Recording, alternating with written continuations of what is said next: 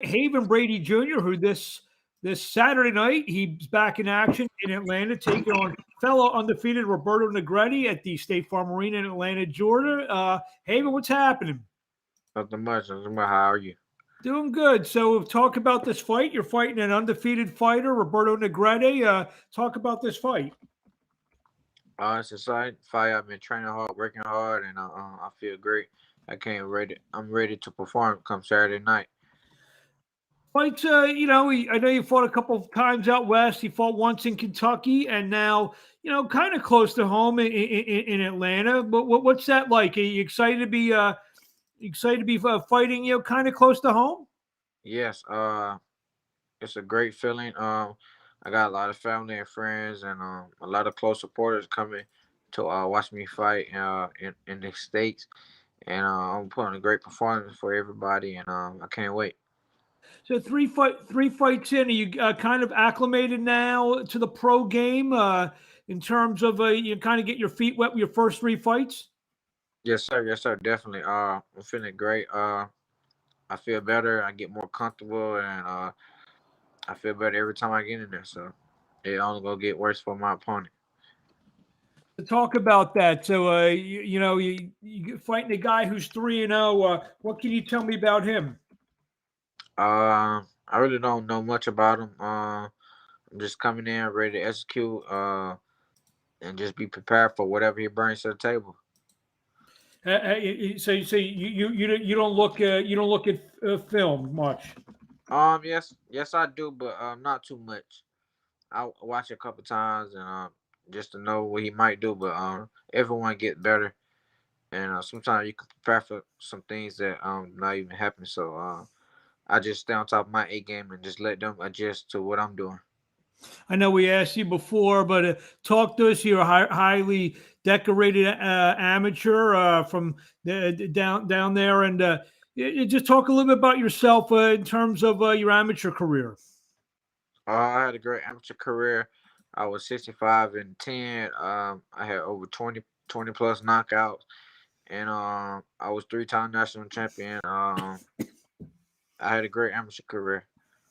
How far is Albany, Georgia, from Atlanta? It's about 2 hours, 2.5 hours, somewhere around that range. Two and a So half, 2.5, 3 hours maybe.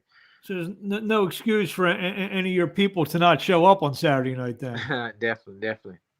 so I mean, I know I just asked you about it, but you probably were. I don't know if you were a fan of the Atlanta teams growing up, being that's kind of the home state teams, and where the Hawks play, and I believe the arena is right near where the Falcons play.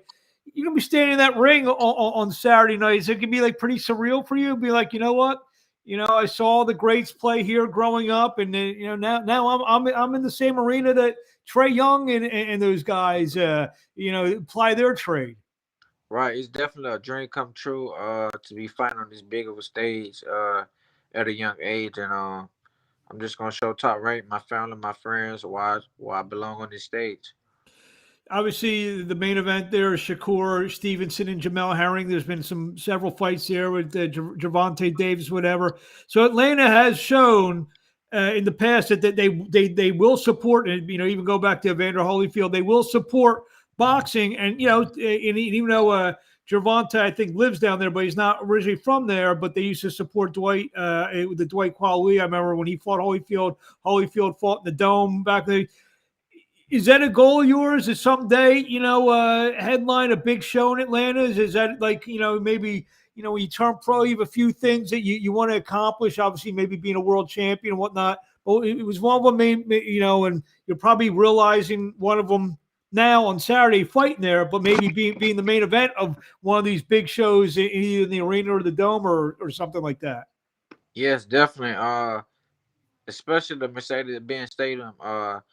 Looking to fill that up one day with that being one of the biggest stadiums in the world, and also being very new and high tech. And for me to fill that up, that'd be amazing. So that's definitely the goal to sell out one of those stadiums eventually. It's coming.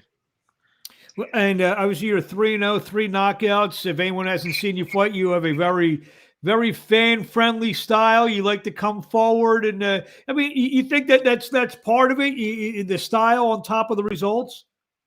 Definitely. I can switch the style up depending on my opponent. A lot of my opponents can't take my power, so well, I do extra time if I don't have to. So Roberto Negrete taking on Haven Brady Jr. Negrete from Iowa. He's also coming in 3-0. He's got something to prove. Be a big crowd there. Are you excited to perform in front of not only the home folks, but there's this is a big world title fight. There'll be a lot of people there. How important is it for you to not only win but impress the people who are watching on Saturday night?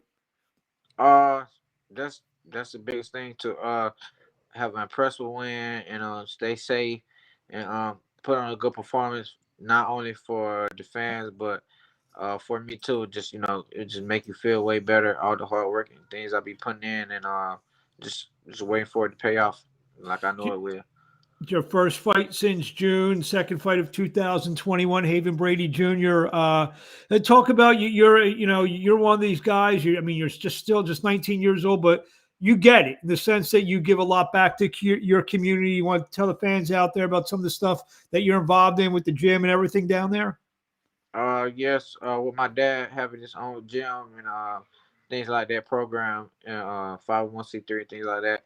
When I get home after my fights, I normally I train with the with some of the upcoming kids. I give back some knowledge, sparring. I go to some youth centers and teach boxing classes and things like that.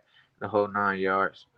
See some of these athletes today, they don't embrace the 19 years old. I'm very impressed and about what you offer your community, especially the kids in the community. A lot of the kids and your quote, like you said, the up and comers, they going to be there on Saturday night.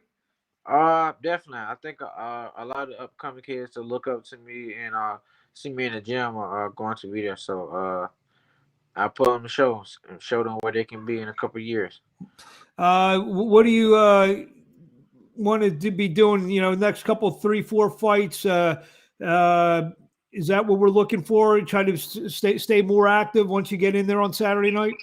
Yes, that's definitely a plan to get more active after this fight. Looking to get back in the ring December sometime. One more fight before the year out, and started 2020 to start 2022 year off strong, and maybe get 5 fights next year, 5 to 6 fights. So maybe five, but five by the end of this year, maybe another five takes it, maybe hopefully to 10-0 by the end of 10-0. Yeah. 2000 by the end of 2022, and I guess 2023 will be that year that we start seeing Haven Brady Jr. on the prospect list and kind of that moving year towards a world title fight. Is that kind of the way you see it? Yes, definitely. Looking for a world title shot. Do you look at all the fighters in the featherweight division, or is it you look at the top of the division? As we lost your picture for a second, you still there, Haven? We lost Haven Brady for a second. Says he's still on, but again, Haven Brady Jr. is an impressive young fighter. I think we little internet problems when he's doing this. So we'll give him a couple minutes. We'll go over the card. Obviously, we said Shakur Stevenson taking on Jamel Herring for the WBO 130-pound championship. Nico Ali Losh on the card. Xander Zayas, I believe, will be on the card as well. We'll give Haven a couple minutes to talk about, but like he said, he's a great young man who gives back to his community at just 19 years old. We'll take him out. We'll take him out of the thing. Maybe he'll log back on in a second. We'll give him another minute or two. Haven Brady Jr., the undefeated featherweight out of Albany, Georgia, joining us. And like I said, he looking to maybe another fight in December. Top Rank, who's got a terrific schedule over the next. It started actually 2 weeks ago with the Fury Wilder fight. Haven's back on. Haven, we Yes. we can't see you, but we can hear you. Okay. Okay. Okay. If you can't get it, we'll just get a couple more words with you. Just what do you want to say to the fans out there? Is he? I think he logged out. There he is. Haven's back. We got him back. You hear us? See, I think he's having a problem with the volume. I guess he can't hear us. We can see you, but we can't hear you. We can see you, but can't hear you. So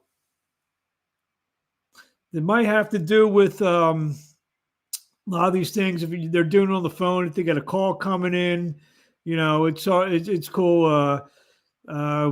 We'll wrap it up. I think he's having a problem with his. Let's see what we'll do. We'll remove him one more time and see if he comes back on one more time. Haven Brady Jr. again, a outstanding young prospect out of Albany, Georgia.